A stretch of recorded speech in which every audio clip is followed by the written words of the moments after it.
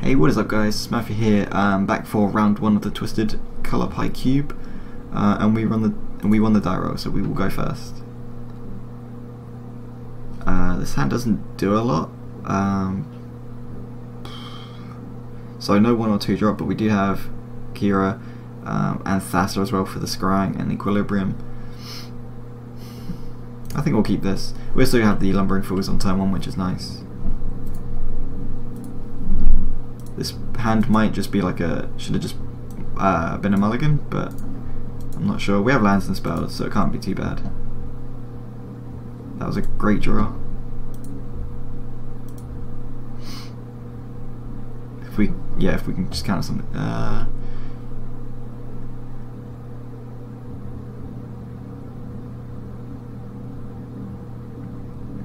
If you didn't, yeah, we're just gonna counter that.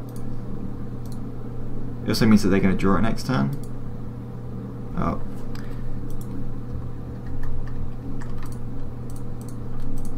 Yeah, it also means they're going to draw it next turn, which is good for us to know.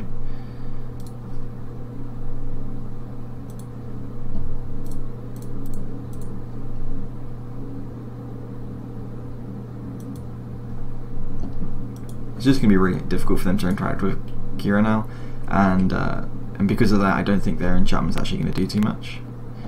Other enchantments you control have Shroud, Sacrifice it, search your library for an enchantment card, reveal a card and put it onto the top of your library. Okay, so it's still card disadvantage, that's fine. It does nothing against us. We don't have any enchantment removal anyway at the minute.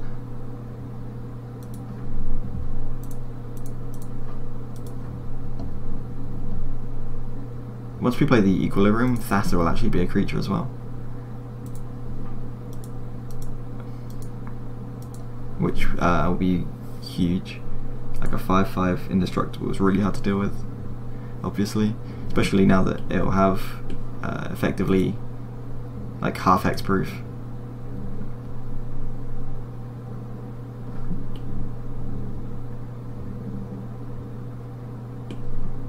Okay, straight away cracking it. See what they get. I assume something like Ghostly Prison.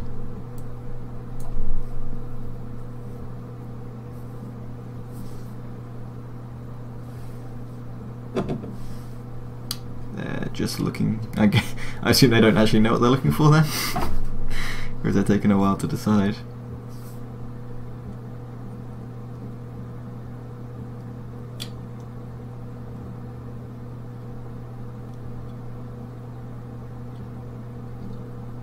Yeah, I think they're just gonna. What's that? Wow. Okay, that's really bad for them at least. Yeah, like them playing that is not an issue for us. They have to have like, unless they have like madness or something, then yeah, I think we're just super ahead at this point. That's fine.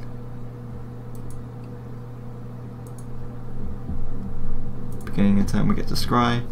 We do not need a Sylvan Library anymore. We will shock. Equilibrium. Play this.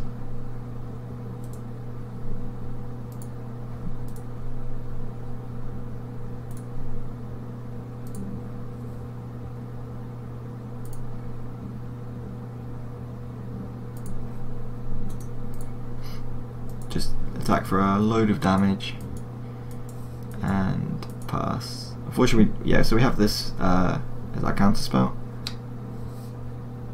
but it's only 1 unfortunately. But it's like nothing else we could have done anyway, so I think it's fine to play it out. We could represent, but I think that's just stupid. And we should just have lethal next turn. Okay, they just conceded, yeah. They didn't really do anything, so I'm not really sure what they're up to. They're obviously some sort of enchantment deck.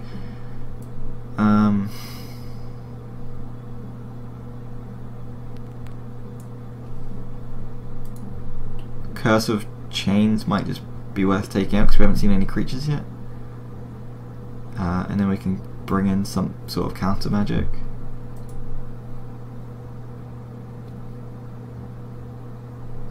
I didn't realise the bad combo is with Kira is also your spells, so pump spells and things like that are really poor.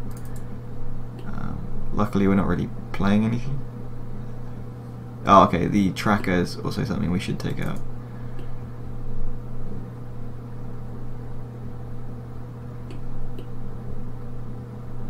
And equilibrium. And we're just bringing more threats, I think. Threats and counter spells.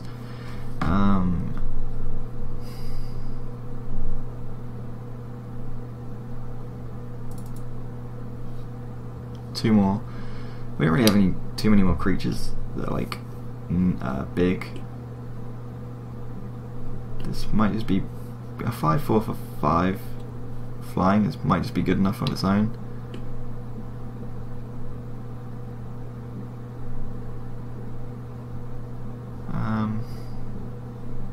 Yeah, we'll try it.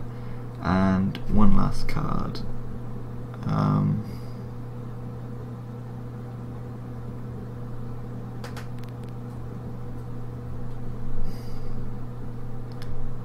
Two mana 2/2 I think is just the next best thing we have.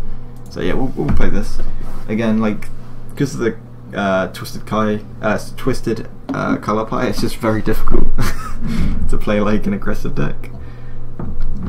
This hand is okay. We can't actually cast anything yet, but we have like a couple of draw steps to draw something for Edric, and using Edric to get card advantage into Master of Waves, and I think this has the potential to do a lot. So I'm going to keep, especially being on the draw.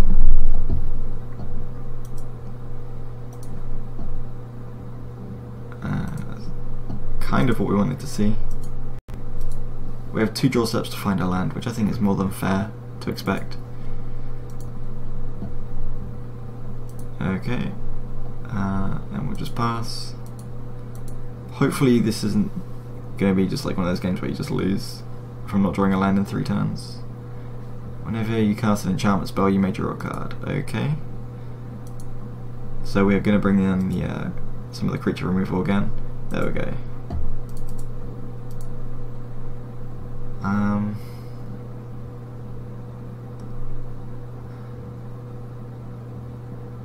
I'm not sure which one we want to play first. Like, oh yeah, obviously we just cast Kira, and then next time we can play Edric and then attack. That's just brain fart. Yeah, so again, they just going to really struggle to interact with us. Next time we play Edric, attack, probably draw a card, and then we should be able to hit our land drops pretty easily from there on. This Enchantress is going to be really difficult though, because if they have like it just means all their enchantments cantrip. But so far we haven't actually seen them have any any enchantments that really are relevant, so that's gross. Yeah, that's a bit annoying.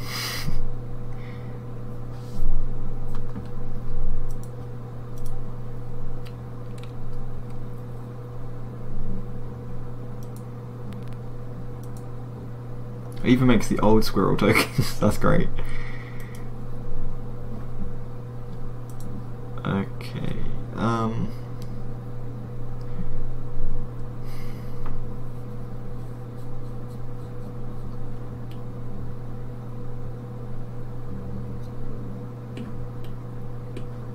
think we're just going to play Edric still. Master Waves is better for a clock.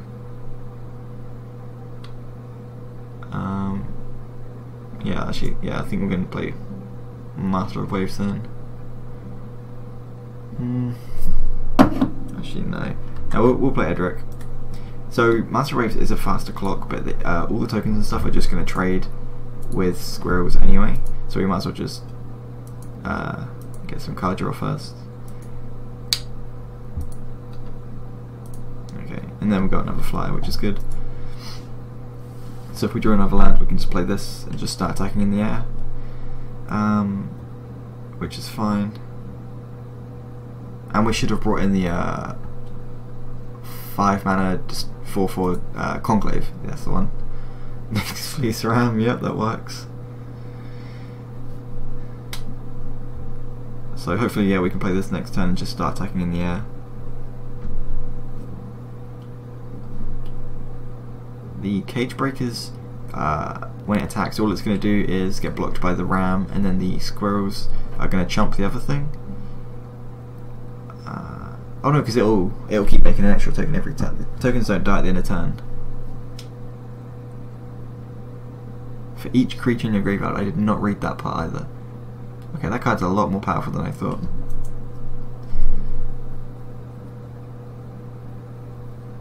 Hopefully, what happened with, I think it was Even Flock in the Pro Tour finals, won't happen here, where the guy just beat down with Nyx Fleece Rams in the last game of the last round of the PT to win it. I would rather not die to a Nyx Fleece Ram, but if I'm going to lose to a Nyx Fleece Ram, it's not a bad way to go. The opponent's taking a really long time. Might be to decide whether they want to use their land to make a token or to use his mana. Or they might just be thinking about things, I don't know. And we want to hit a land here.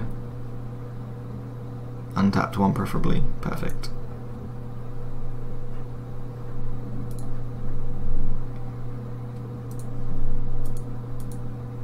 There's no point attacking with Edric, you can just block with 0-5.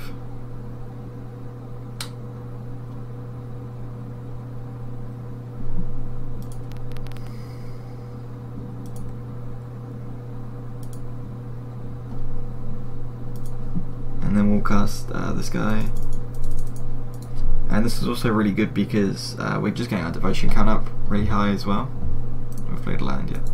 So yeah, we're just getting our devotion up, so the Master Waves might just be like, cast it one turn and the next turn have that turn be like the turn we win the game, just because we have so many creatures. Because we're attacking for 7 each turn anyway, well 6 if you counteract with the Nyx Fleece Ram.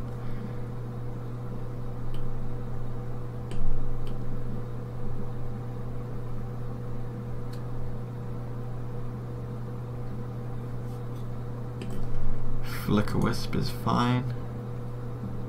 Flicker the Squirrel's Nest. Oh, this is a cast trigger, sorry, so you won't get the extra.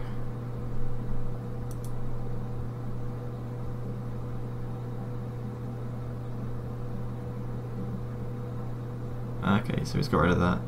That's annoying. We get a forest out of it, so it's not the end of the world, I guess.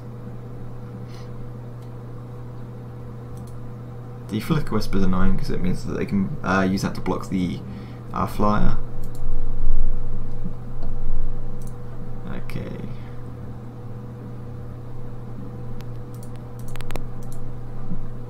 I think the players play Thassa, then play Master of Waves. Then we'll have 1, 2, 3, 4, 5 devotion, then we can use Thassa to attack with as well. Yeah, that seems fine.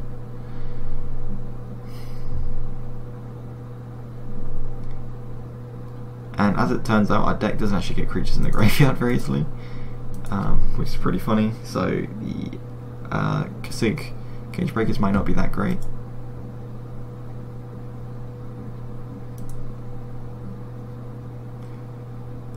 I do not want to trade my Kira for their Flicker Wisp, so I'm just going to pass. Next turn, we can play the Strangleroot Geist and flash in the Caller of the Claw at the end of turn. And hopefully we will get some creatures from that. We should draw a bunch from Edric triggers as well. That's fine. Their deck is very, very slow. Obviously there's a lot of value, but it's just so slow.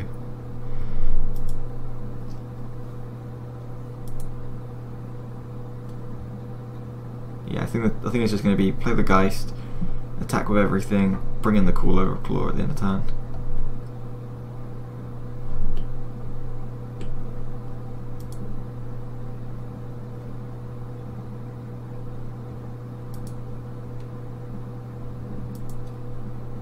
I like drawing a bunch of cards, but I don't even know if that's like good enough at this point.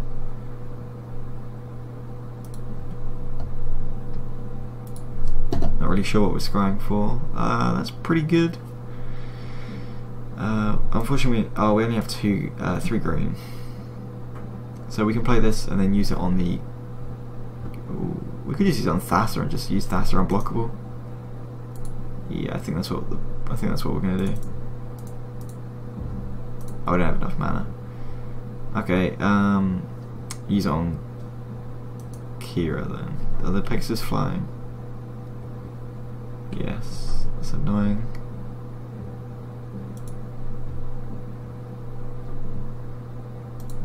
Is Kira gonna counter this? No, good. Okay.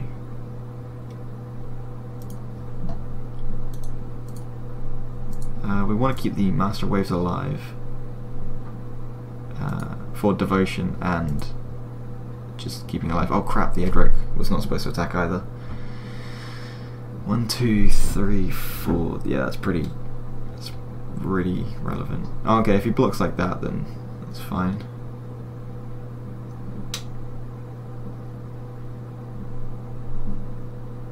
He definitely wants to get rid of this Edric here. Yeah, trade the Blossoms in maybe? The Flicker Wisp, okay.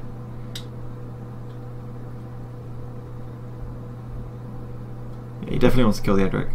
But if we draw like 6 cards, I don't see how he's ever going to win either. Unless he has like some like soft luck to just I don't know, we'll find out. Oh wow, okay, sure. We just draw 7 cards.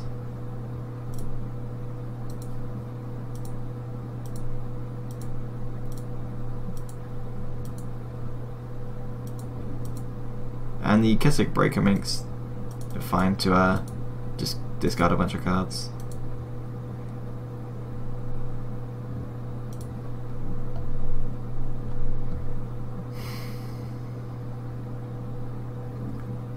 How many creatures have died? 1. It's just been 1 creature, so the claw's not that great. I think play whenever opponent. Okay, yeah, we'll play that guy. It's just going to be huge, and discard this. Okay, yeah. So when we untap, this is just going to be ridiculously big. Then we'll make it unblockable, and that should just be game. Their deck seems like super sweet, but like, yeah, we're just going to beat them down before they can do anything, I think. I'd be interested to see what their list actually is, because I want to know what like they're going in the tank for. Blind Obedience, yep.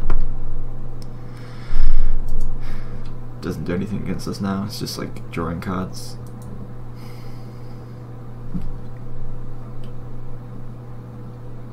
Target creature you control can't be blocked this turn. This creatures can't attack unless there's a controller. Okay, then just concede. Sweet. So that was round 1, and on to round 2. Peace.